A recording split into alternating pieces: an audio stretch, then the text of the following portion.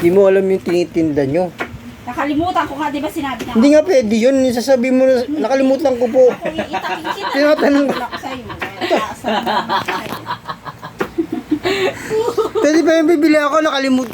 Nakalimutan ko po yung tinitinda ko eh. Ham na lang. Ham? Tawa tulang tao. Ba't ka natatawa? Totoo naman yung sinasabi ko.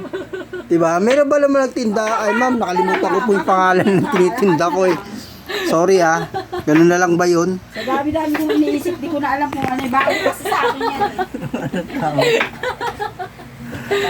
Ano ba nakakatawa doon sinasabi si Kenji? Tawa ka lang tawa. Ano ba nakakatawa doon? Kahit ikaw magtinda ka, subukan magtinda, tapos hindi mo alam yung tinitinda mo. Pagtatawa lang ka ba? Maiinis sa'yo yung bibili. Ano yung titinda? Hindi alam. Ano puta? Titinda, hindi alam. Binili-bili. Ilang beses niya na binili sa palengke, di pa rin Ilang niya alam. beses pa lang. Kahit nga isang beses, o, ano eh, minuto lang eh. Sus, pwedeng ganun. Hindi ko sasabing hindi mo nakalimutan yung pangalan.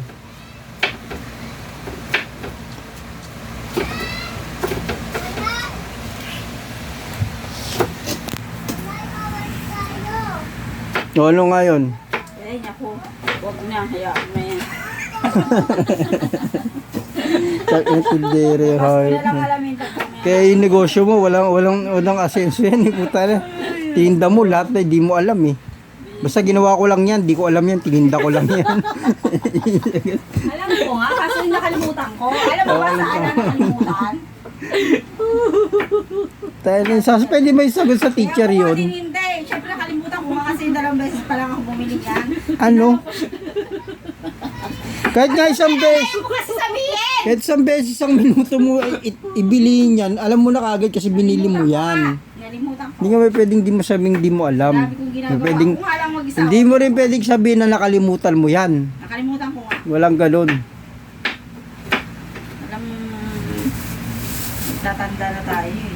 Ito, tundong puto. Yes. Makulit mo. Ano yung papalitan?